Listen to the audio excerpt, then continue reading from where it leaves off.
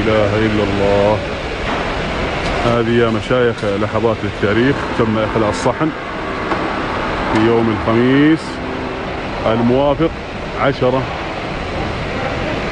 رجب 1441 5 مارس 2020.